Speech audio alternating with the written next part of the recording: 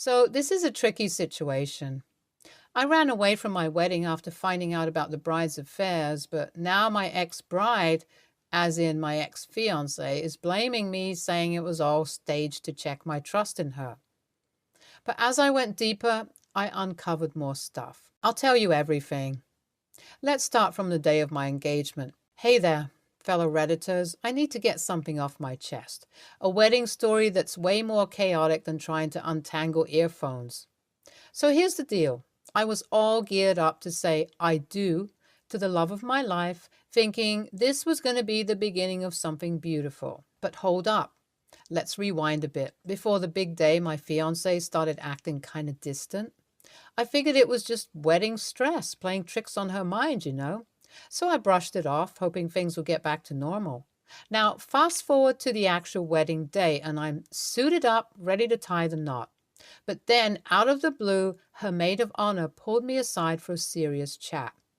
She hit me with some heavy truth bombs. Turns out, my fiance's been on a cheating spree, and she's got solid evidence to back it up. I swear it felt like I got hit by a freight train. One moment, I was all smiles, and the next, I was trying to come to terms with this absolute betrayal. How did things go from picture perfect to a soap opera plot twist beyond my understanding? Props to my maid of honor, though. She had been a real rock star throughout this mess. She was like, dude, let's bounce before this wedding turns into a drama fest. And you know what? I couldn't agree more. Ain't nobody got time for that. So I made a quick getaway, bailing out from the ceremony that was supposed to be the highlight of my life. This was not how I imagined my big day unfolding, but life's got its surprises, and boy, did this catch me off guard. My family was furious, and I can't blame them. They were wondering where the heck I disappeared to. But here's the thing. I needed time to process all the chaos that had gone down, so instead of forcing the music right away, I found refuge at a friend's place. Can you blame me for wanting some space to wrap my head around it all? I was upset beyond belief and needed some serious downtime. A week later, I found the courage to explain the whole situation to my family. They were all ears, but man, it was tough pouring my heart out like that. I had to explain how I found out about my fiance's cheating shenanigans and why I had to bail like a magician doing a disappearing act. But even after the explanations, things were still complicated. I mean, my emotions were all over the place. I didn't even feel like heading back home or facing my now ex-fiancé. Can you blame me? To make matters worse, my family filled me in on the gossip that was spreading all around. Everyone seems to think that I stood her up at the altar, and that couldn't have been further from the truth. People love to talk, and rumors fly faster than the rocket. I knew I had to clear the air. I asked my family to spread the truth about what went down on my wedding day, but let me tell you, it wasn't an easy task. You see, the damage was already done. Everyone witnessed me not showing up at the altar, and gossip travels faster than a viral meme. Setting the record straight took time, and the waiting game was a test of my patience. Nearly 2 months passed before things started to settle down. The truth began to get into people's minds, and I felt some relief. But let me tell you, those were 2 long months filled with awkward glances and weird advice. Just when I thought things couldn't get any weirder, my ex-fiancé decided to swoop back into the picture. Yeah, you heard that right. She dared to reach out to me after all the mess she caused. Her explanation for the whole cheating spree? Well, she claimed it was all a grand test to check my trust in her. Say what now? I was so mad. Like, is this some twisted episode of a reality show? I mean, who in their right mind puts someone they supposedly love through such emotional drama just to play a trust test? But what left me utterly shocked was when her own maid of honor, the one who'd helped me escape from that chaotic wedding, seemed to back up her ridiculous story. At first, I thought maybe they were both just playing some twisted mind game trying to mess with my head. But as time went on, I realized they were dead serious about this trust test nonsense. And you know what? I wasn't about to let this slide. I wasn't going to be gaslighted into believing this. This was not okay. I decided to stand my ground and seek some real answers. I wasn't going to be played like a puppet in their drama, so I confronted them both, not backing down until I got some straight answers. They just kept on saying the same thing. I don't know how to deal with this. They're making it seem like I am the jerk for leaving her like that and not showing up at our wedding, but that's not true. I trusted what I saw. How is it my fault? To me, she sounds crazy. Update 1. So I have some news. Just when I thought I was down and out, in comes Riley, my ex's friend, like a total angel. Riley couldn't stand my ex's snobbish attitude anymore, and she couldn't just watch this mess go down. So she decided to drop some serious truth bombs on me. And let me tell you, she spilled the tea like a pro. Riley shows me these group chat messages where my ex spills all the beans about her messed up scheme. Turns out she didn't want to marry me anymore. But she also didn't want to be the villain. So she hatches this crazy plan to make everyone feel sorry for her. Can you believe the nerve of that girl? I got to admit, my heart sank, but at the same time, I felt weirdly relieved. All my gut instincts were spot on, and I wasn't just going crazy. Riley's like my truth-telling superhero. I owe Riley a truckload of gratitude for showing me the reality behind my ex's lies. But even with all this newfound clarity, the pain of betrayal is still lingering. It's a whole other thing to know the truth, but coming to terms with being played like a puppet by someone you loved hurts. But whatever she did was too much. I was being blamed for something that was not even my fault. I asked Riley if she was comfortable with me sharing this info online. She said she has no issue. And now I'm all set in my mind. Update 2. All right, Reddit fam. Things just went from 0 to 100 real quick. So I hit up social media like a boss, and boy, did I spill the tea. I made a public post that laid it all out, the lies, the cheating test nonsense, everything. It was like setting off fireworks on the internet, and it caught everyone's attention. I didn't hold back. I shared screenshots of those group chat messages where my ex talked about her elaborate scheme. I wanted the world to see the truth, and I wasn't about to sugarcoat it. With Riley's support, we let everyone know what went down. My ex couldn't hide in the shadows any longer. It was time for her to face the consequences of her actions. Now, I'll admit, I was nervous as heck when I hit that post button. It felt like I was stepping into the unknown, and I had no idea how people would react. But you know what? The response was overwhelming. People rallied behind me like I was some kind of online hero. They saw through my ex's lies and showed me an outpouring of support and love. It was like a virtual group hug, and I'll forever be grateful to those who stood by me. Sure, there were a few negative comments here and there, but haters are going to hate, right? I didn't let them get to me. Update 3. Hey there, Reddit crew. It's time for another update. So after I spilled the truth tea all over social media, my ex tried to pull a 180 and convince me to take the post down. I stood my ground like a rock, and I didn't budge an inch. I knew I had to stay true to myself and not let her manipulate me any further. So I told her to take a hike and blocked her from every corner of my life. And you know what's even better? My family and friends had my back in this too. They saw her true colors and decided she wasn't worth having any space in our lives. Boom, blocked. As for Riley, she's been a total MVP throughout this whole ordeal. Yeah, she might have some beef with my ex, but that's none of my business. I'm just grateful she had my back and helped me expose the truth. She's a real friend, no doubt about it. Now I can finally breathe easily. I've cut all the ties with the drama and toxicity that was weighing me down. And all those misunderstandings about me ditching my ex at the altar, they're all cleared up now. Thanks to that post, people finally know the truth. I can finally walk around with my head held high, knowing I did the right thing. So all good now. Ex blames me for ruining her image, but it's not my fault, right? NTA, and oh my God, you guys, this wedding drama is like something straight out of a reality show. First, he runs away from the altar, then he tries to play it off like it was some trust test. That's like next level crazy. But props to him for exposing the truth on social media. You go, boy. And Riley, what a legend for spilling the tea. The ex got what she deserved, getting blocked from everywhere. Drama queen alert. Anyway, glad he's living his best life now away from all that mess. High five, Reddit fam, for being there for him. NTA, man, this wedding mess is wild for real. Homeboy bounced from the wedding because his girl was cheating? Bro, I feel for him. That's some tough stuff. But then she tries to play him like a fool, talking about some trust test. Ain't nobody got time for that drama. Props to him for exposing her on social media. No one needs a girl like that in their life.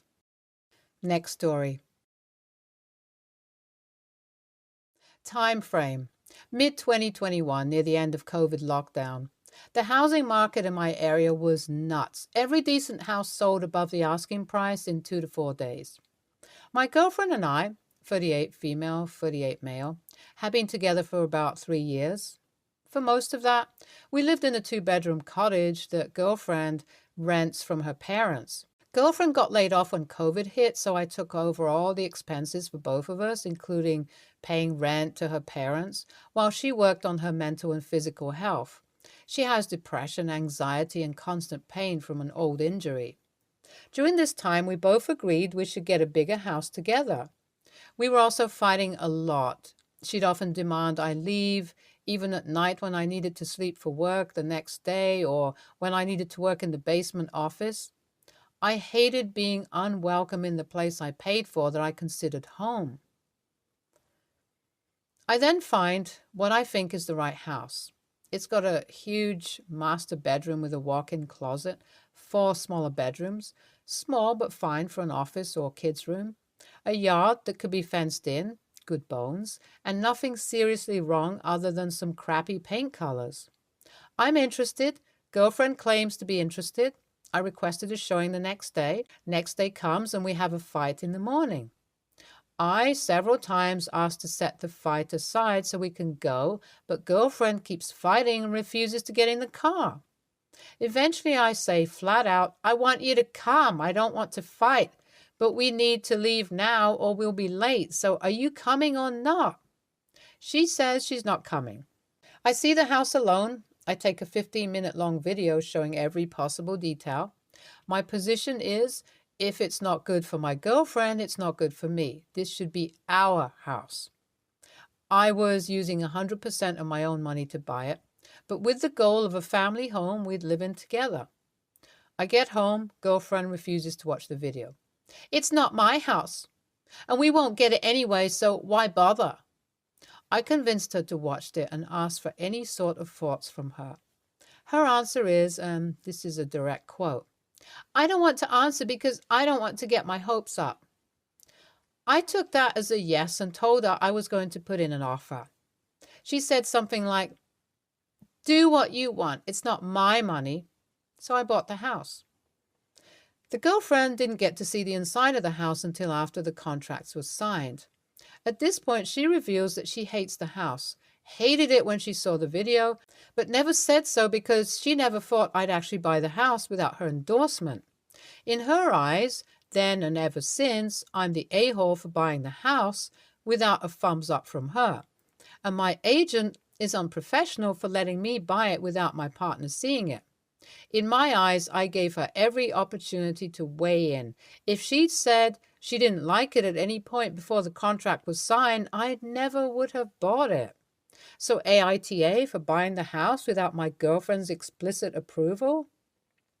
Edit. A bit more about my girlfriend. This woman is, most of the time, an amazing woman, a supportive and loving partner and a wonderful soul. However, she's been through hell of a lot and it's left her with scars, both mental and physical. Among those scars are depression and anxiety, which generally she has under control, but occasionally these scars have her under their control. When that happens, things like the day of the showing happen. The logic goes out the window. Whatever is wrong is my fault because I'm the a-hole and I don't give a frick about anyone but myself because I'm selfish and I don't care about her, etc. I can argue until I'm blue in the face, but she just doesn't hear it. That's not a common thing, though. It's just unfortunate she had an anxiety episode the day of the showing. It's important to understand that this story is about my girlfriend at her worst, most stressed out and most anxiety driven. If she was like this all the time, I'd have left a long time ago. NTA, TLDR. Your girlfriend wants to break up and you two ought to go your separate ways. Your girlfriend is a walking red flag. First, it's not healthy to ask someone to leave shared housing, particularly if the person you're asking to leave is the one paying for said housing. Second, you offered your girlfriend umpteen opportunities to view and veto the purchase before you made it. She can't play these passive-aggressive games and then get upset when you move forward. The one who's passive-aggressive is always the a-hole. Your girlfriend is not acting like a normal person in a partnership. Rather, she's acting like someone who wants to break up but who is too scared to actually pull the trigger. The conversation you need to be having with her is whether she still wants to be together. NTA, are you sure your girlfriend is 38 and not 8? Sulking and pouting and not communicating when given a million chances to speak up, then comes out after you buy the place and says she hates it? Also, you being kicked out of a place you pay for from someone you've been with for that long is absurd. She isn't working and you actually have to think about when you sleep based on work, and she tells you to leave? You're paying for everything, and she feels entitled to have an opinion, then won't tell you her opinion until it's too late, and then sulks some more. Next story. My daughter, female 6, and I, female 23, live in a small house near the mountains with my grandparents, female 67 and male 70. So you can pretty much hear everything that's going on since all of the rooms are right next to each other. Even though we don't have neighbors for miles, my grandparents get angry if there's too much noise. Mind you, my grandpa is a heavy sleeper and my grandma sleeps with earplugs, and they always have a loud fan going in the background. Yesterday I promised to let my daughter do whatever she wanted as long as it didn't include a mess or any trouble. Of course, as long as she got all her chores done, and she did. So she wanted to do some Disney sing-alongs before her bedtime, so I agreed. I let her sing along to Let It Go on the TV, and even though I told her to keep it down multiple times, she got really loud when the climax hit. Unfortunately, it somehow woke up my grandparents, and they were pretty mad. I apologized to my grandparents and said it wouldn't happen again and that we'd stop with the sing-alongs, but instead of forgiving and forgetting, my grandma shouted, "We let you live here with us, yet you can't respect us when we're trying to sleep? No wonder your mom kicked you out."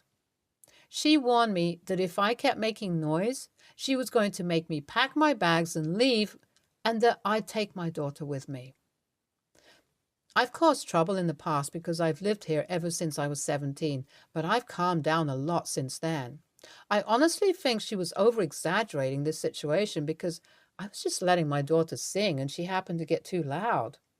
But she still yelled at us both and threatened to throw us out of her house late at night.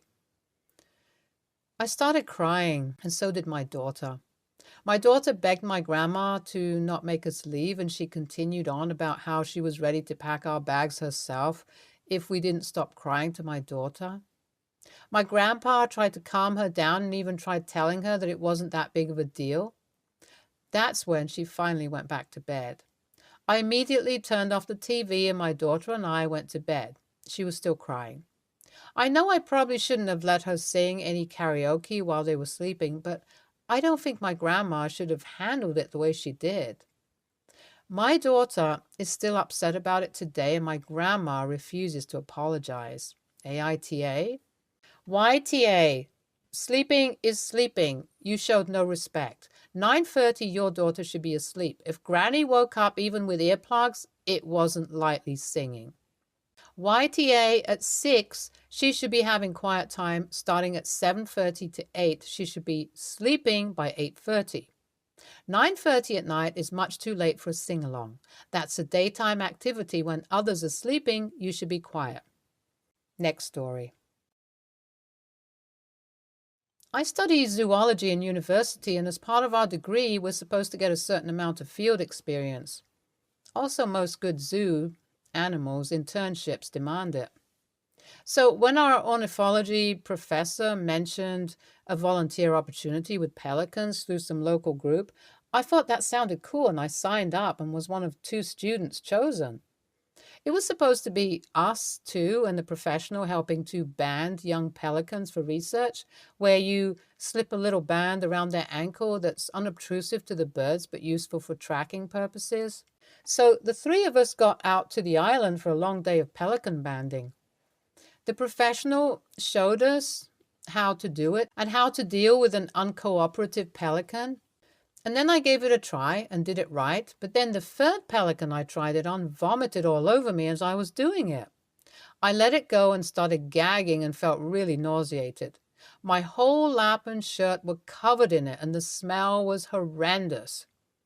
I just sat there retching and trying to wipe it off, but to not much avail. After a few minutes, the professional said, "Hey, come on, we've got a lot more to do. I've been puked on 2 already. Nothing to worry about." But I said, "No, I'm not going to get puked on 10 more times today while doing this. I can't handle that." He got annoyed and said, "Really? You're going to leave 3 people's work with just 2 people for the day? We said it would be messy work." I thought, well, not this messy. So I just sort of sat there for a few hours while they worked and tried to distract myself from my vomit-stained shirt with my phone until it was time to leave. The trip back was hell too. They both stunk so bad I couldn't take it. Needless to say, my professor is mad at me, but I'm not sure what I'm supposed to do. I would have gotten sick myself if I kept at it, so I feel like I did the best I can. YTA, you were there being stinky all day anyway, but instead of being useful, you messed around on your phone. The whole point of field work is to show you what doing the job in the real world would look like. Sounds like you've found out that you are studying the wrong field and need to adjust your sails. Yup, if you were going to work with animals, you get bit, scratched, puked, and shat on.